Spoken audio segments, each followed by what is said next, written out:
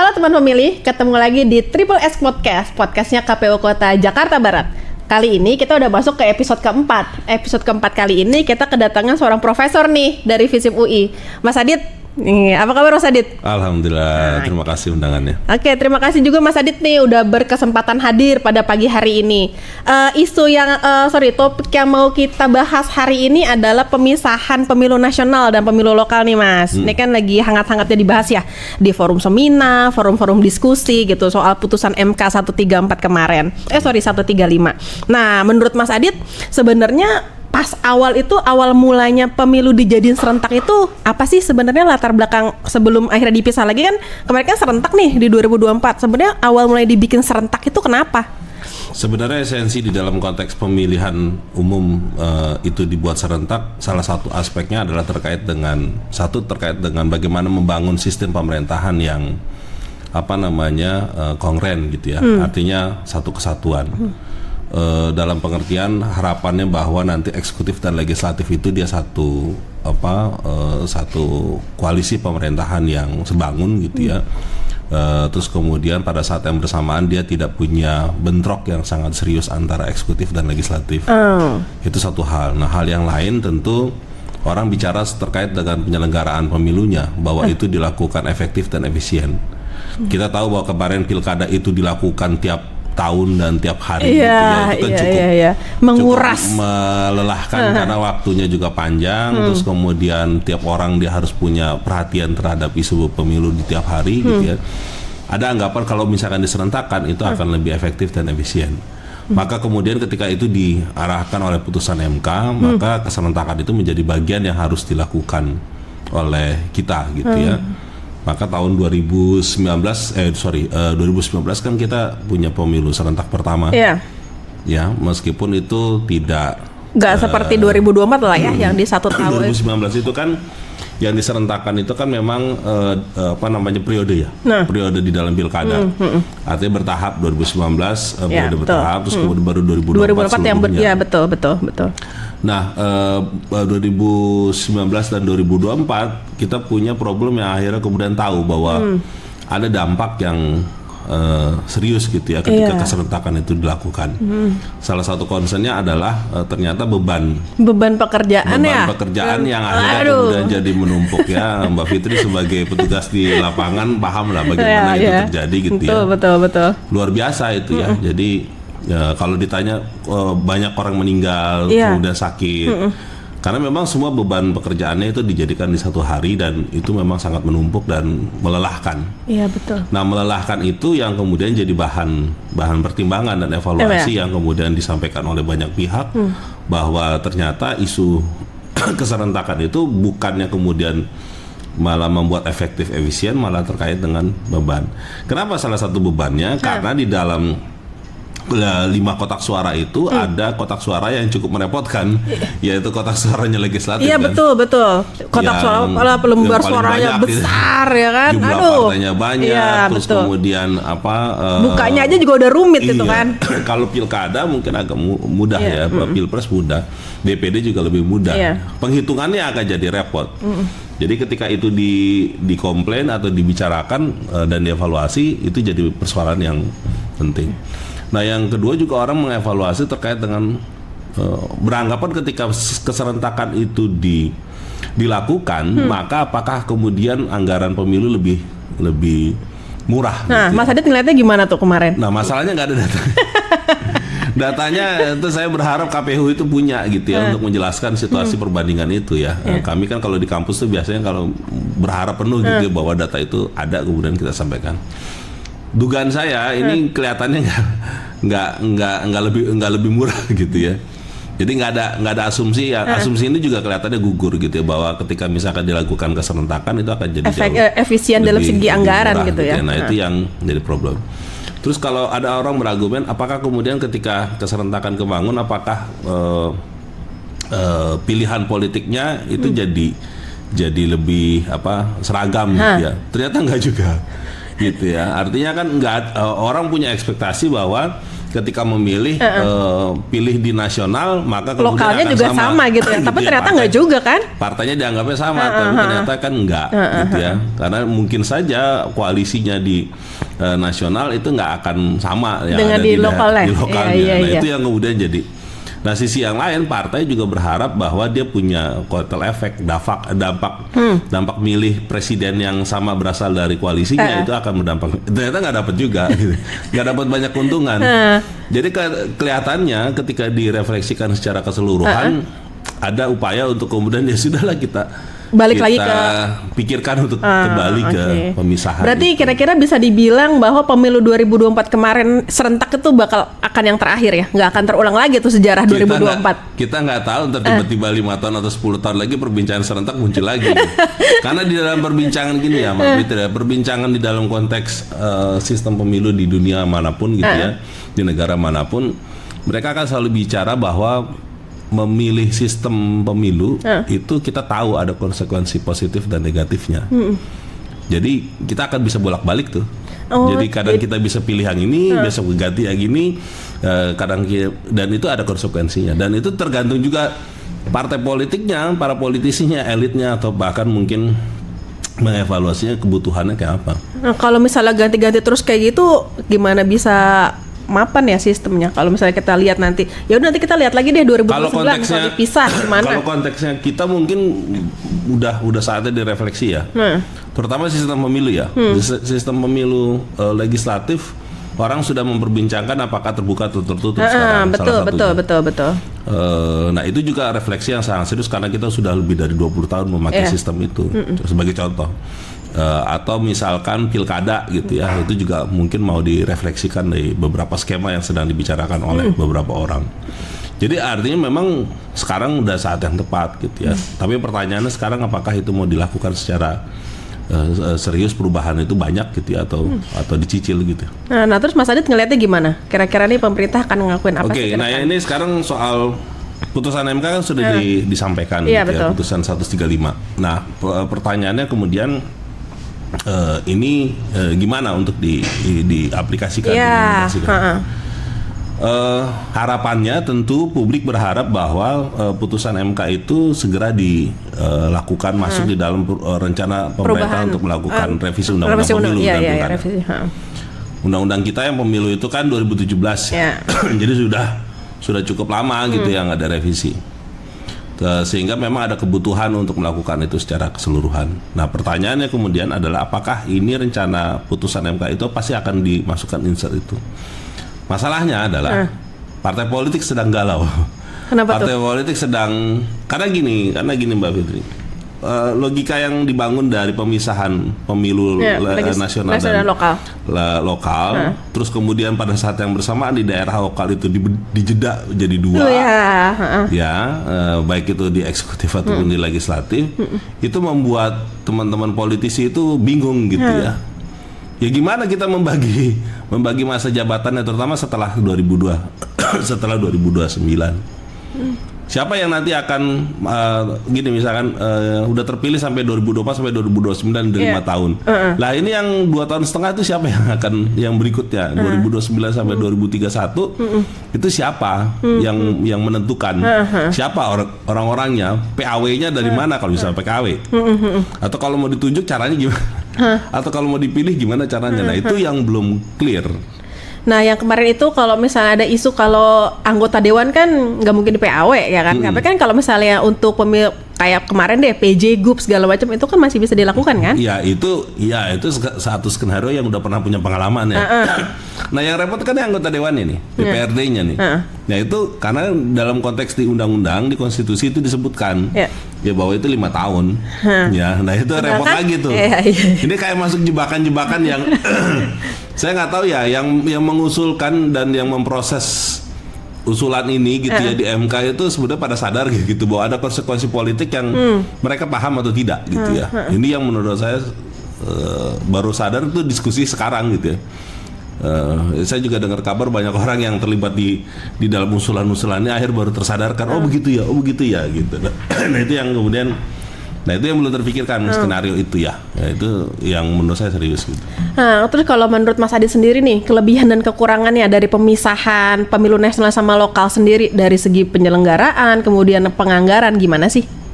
Nah, ada satu soal yang menurut saya juga perlu untuk diperhatikan adalah satu soal penganggaran ya. Penganggaran itu kan kalau kemarin konteksnya serentak, terutama pilkada ya. Pilkada itu kan bebannya ada di daerah ya. Betul, pakai APBD, betul. NPHD kan. NPHD. Nah, cuman sekarang yang saya dengar informasinya banyak daerah agak berat gitu ya untuk melakukan pembiayaan atas diri sendiri gitu ya untuk pilkadanya. Karena kan ini kan tergantung kapasitas fiskal masing-masing daerah, dia sanggup atau tidak untuk melakukan itu. Sementara kualitas pemilu di mana-mana itu harus punya setara gitu ya, nggak boleh kemudian kualitasnya jauh lebih rendah karena misalkan fiskalnya kecil juga gitu ya. Nah ada beberapa banyak pihak yang ngusulin sebaiknya ditarik aja ke pusat agar kemudian semuanya menggunakan APBN maksudnya? APBN. Memangnya sanggup kalau misalnya? Nah nggak tahu, makanya itu kan perlu di-exercise ya, disimulasikan gitu ya kemampuan-kemampuan itu. Nah itu soal pembiayaan yang mungkin menjadi isu. Nah yang lain adalah terkait dengan kalau logistik atau penyelenggaraan menurut saya nggak ada masalah ya.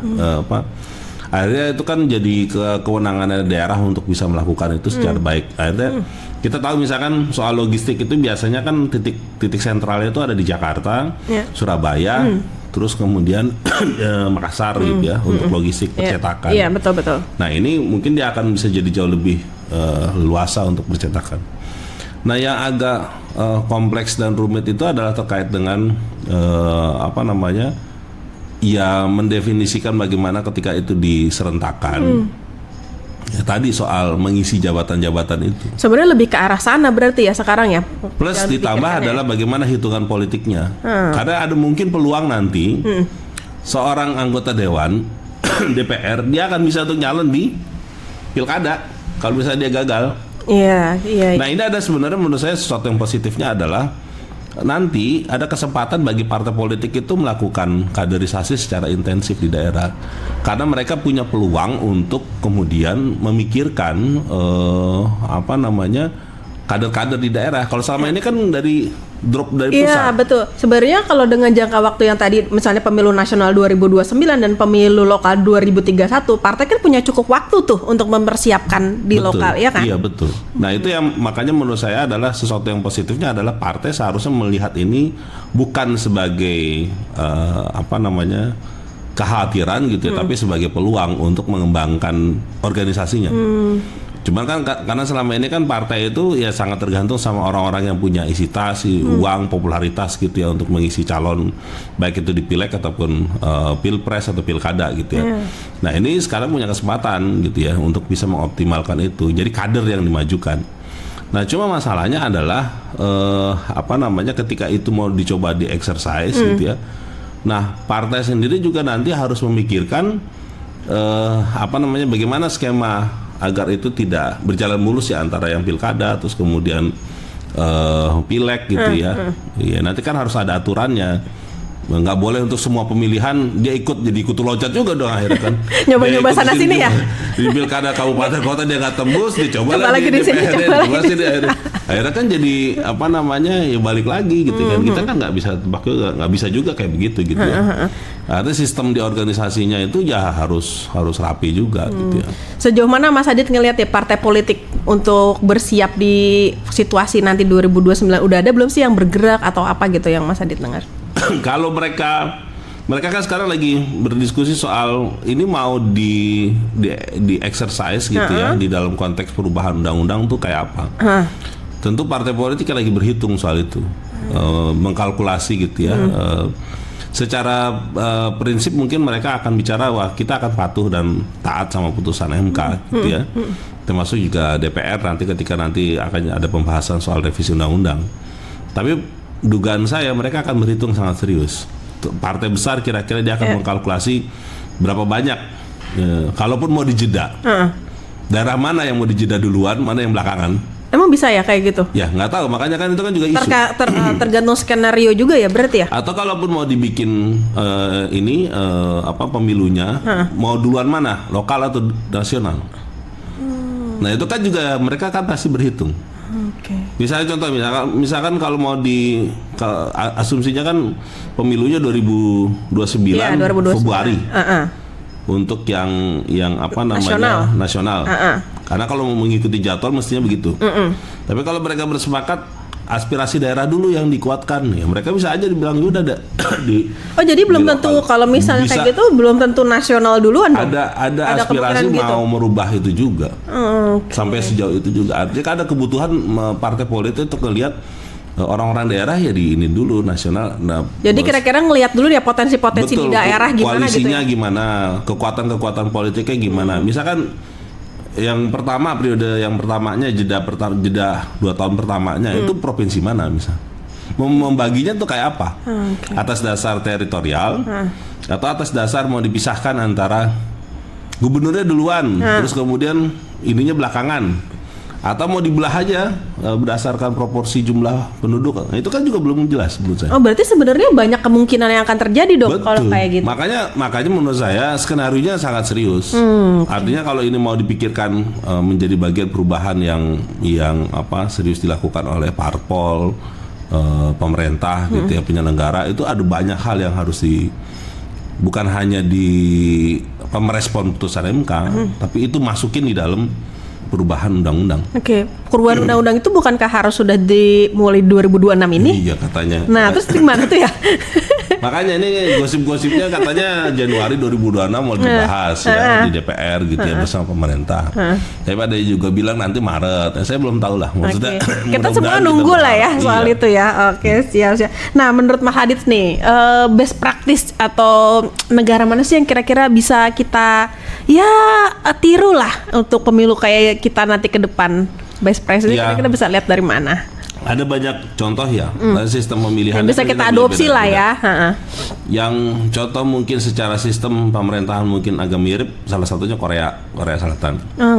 Korea Selatan kan dia presidensial. Iya betul. Ya, terus kemudian dia punya pilkada juga, pemerintahan kepala daerah pemilihan gitu ya. Lalu legislatif juga modelnya mirip dengan kita gitu. Nah mungkin itu, tapi Korea kan sendiri juga masalahnya kalau tidak salah dia tidak melakukan pemisahan gitu ya. Jadi atau yang paling ini model kayak di Amerika Serikat gitu ya, yang memang dia punya pemilu sela. Pemilu sela itu sebenarnya punya harapan bisa mengevaluasi pemerintahan eksekutif. Karena asumsinya adalah ketika misalkan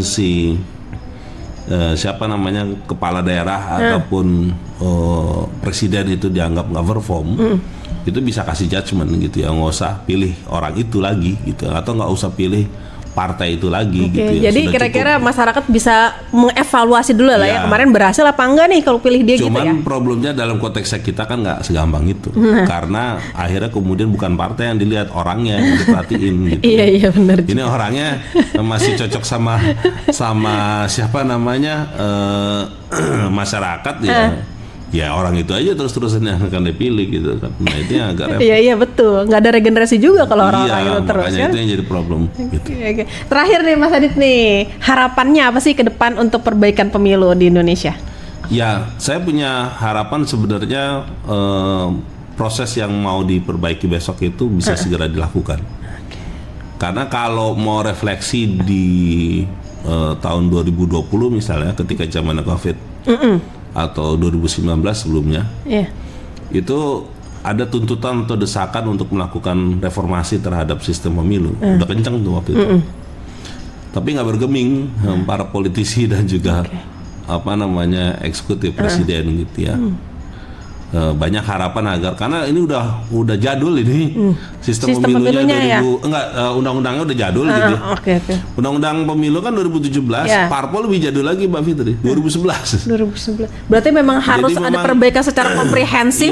Nah cuma problemnya adalah ketika dalam konteks politik pemerintahan kita hari ini gitu ya, yang banyak komprominya gitu ya.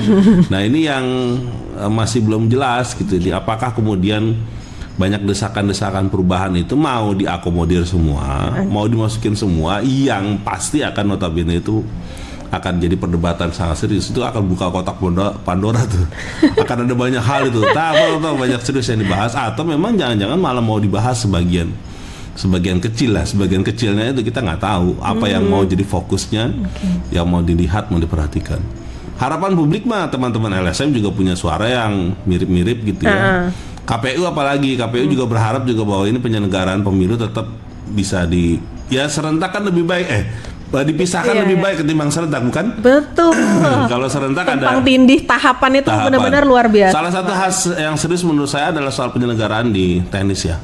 Karena itu melelahkan, tapi ketika ini dipisahkan, ini ada harapan untuk kemudian ada bernapas lega gitu ya selama 5 tahun. Paling enggak kita bisa istirahat dulu lah sebentar untuk bisa masuk lagi ke pemilu yang selanjutnya gitu sih. Oke. Ya mudah-mudahan lah. Oke, jadi intinya kita masih nunggu lagi ya ke depan kayak gimana. Teman pemilih, demikian podcast kita kali ini. Terima kasih Mas Adit udah hadir pada pagi hari ini. Ketemu lagi di episode selanjutnya. Dah.